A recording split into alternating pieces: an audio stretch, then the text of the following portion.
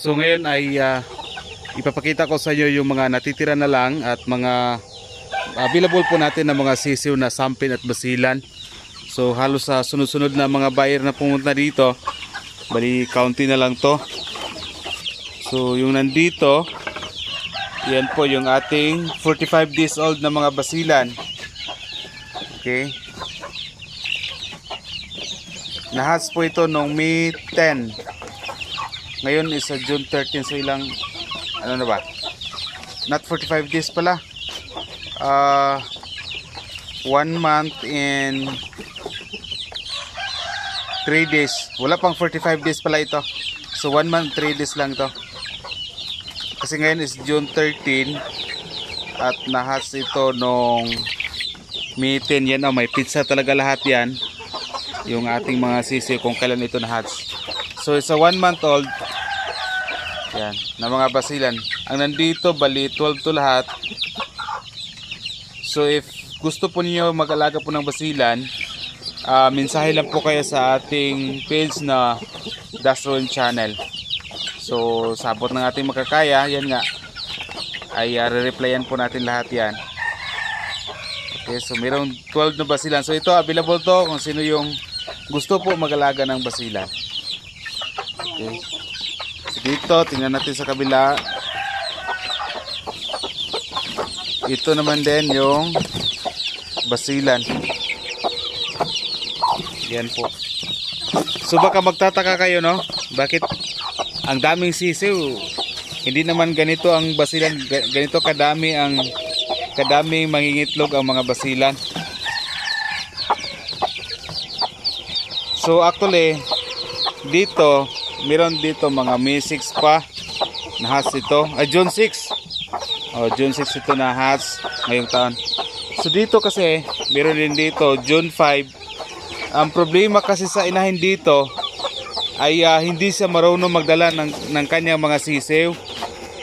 So yung ginagawa ko, since 1D lang naman yung pagitan, ay minimix ko na lang dito. So buti na lang at inalagaan dito ng isang inahin na ito. Yan.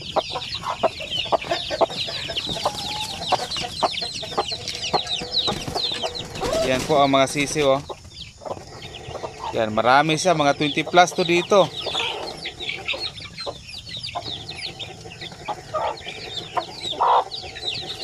Yan po. Mga pure basilan po yan lahat.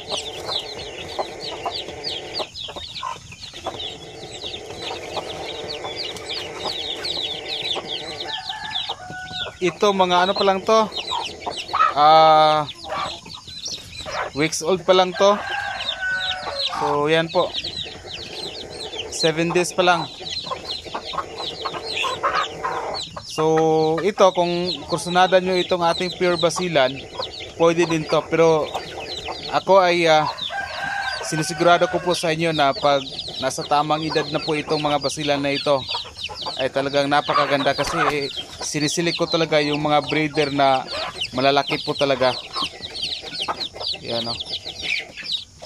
Sa ngayon hindi pa natin makita yung mga forma nito kasi nga bata pa, sisiw pa. So pag nasa mga 3 months to, talagang maganda to. Yan po.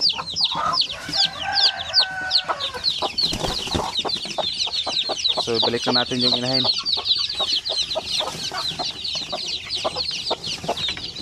Dito na side, sampin. Yan. Mga 2 weeks old pa ito na mga sampin. Yan o. Yun nga, kinukuha ko yung yung inahin niya. Kasi nga maganda yung, may nag-comment kasi doon sa sa atin sa YouTube na yung inahin daw ibalik lang daw kapag tuwing gabi. Kasi malakas kumaskas yung inahin na sampin dito. Kaya hindi ko muna nilagay dyan kasi masasayang yung feeds. Mahal pa naman ito, itong feeds na ito. Kaya pag tuwing gabi na lang ay binabalik ko dito yung inahing manok.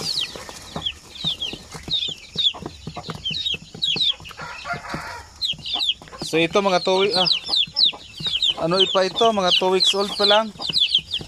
So if may interesado nito, mensahe lang kayo sa ating page na Das Rowan Channel. Dito mahigit mga 20 plus din to. Lahat ng aking mga sisiw dito, alam ko na affordable to at kayang-kaya nyo ito sa bulsa nyo. Kasi pangmasa lang ang aking presyo ng aking mga sisiw. Okay.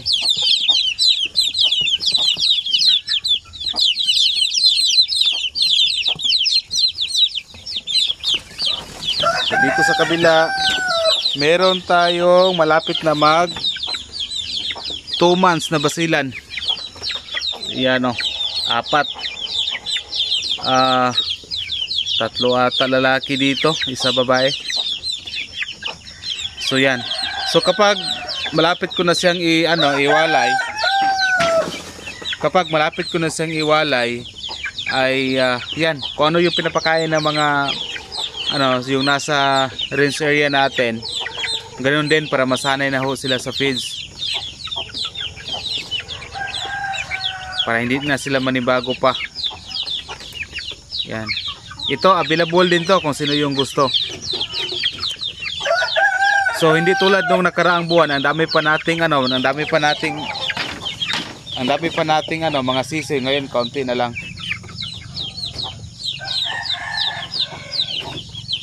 So doon sa kabila, meron din tayong 45 days old ng ating mga sampin. Tingnan natin dito.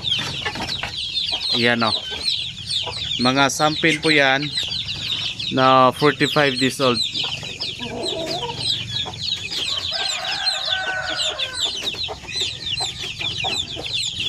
So yan po.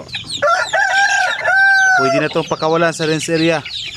So kung ito yung makukuha nyo, kahit hindi nyo na ilagay sa kulungan, pwede nyo na itong pakawalan. Yan o. Kaya na ito mag-survive kasi 45 days old na.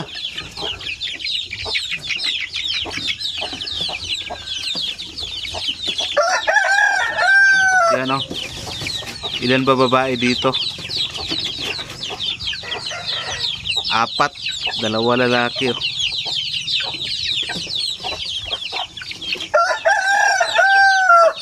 So lipat tayo sa kabila. Dito meron tayong 16 na sampin. Ayan. Marami dito.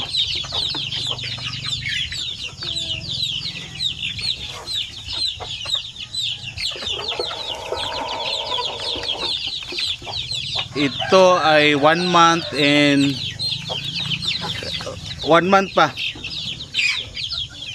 1 month old sampin. Oh, maganda kondisyon nito. Yan, napakaliksi lahat. Walang mahinang sisiw dito.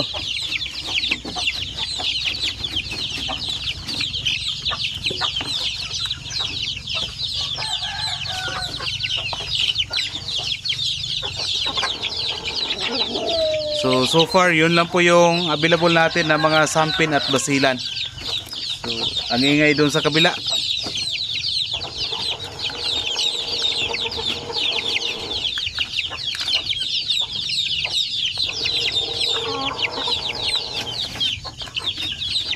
So mga 16 to lahat na mga sampin itong 1 month old. So marami tayong sampin, marami din tayong basila na available. Okay lang din kung magsimula sa sisiw kasi nga mas makamura pa.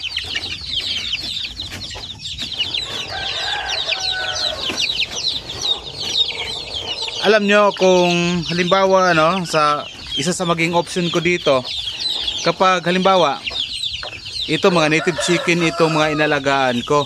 So just in case kung walang bibili sa ating mga sisiw halimbawa, ay hindi ako na problema dahil pagdating naman nila ng mga 2 months old, 3 months old, ay pwede ko naman silang i-per kilo ito kung walang bibili sa mga sisiw. Kaya hindi ako takot na mag-breeding sa ating mga native chicken Dahil yun nga, sa paulit-ulit kong sinasabi sa inyo, dito sa aking munting manukan ay palagi naman ako nasa short supply. Ayun, kita nyo naman dito sa ating range area, kaunti na lang. Yan o, kaunti na lang sila.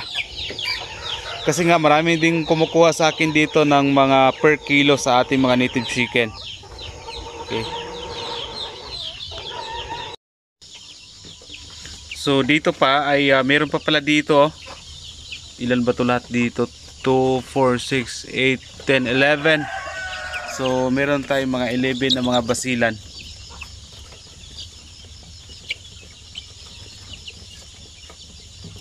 Ang edad po nito ay yan o, June 13, 25 days pala ito. Yan. So malapit na ito mag 1 month. 5 days na lang ang kulang, 1 month na to. So yan, mga basilan po ito.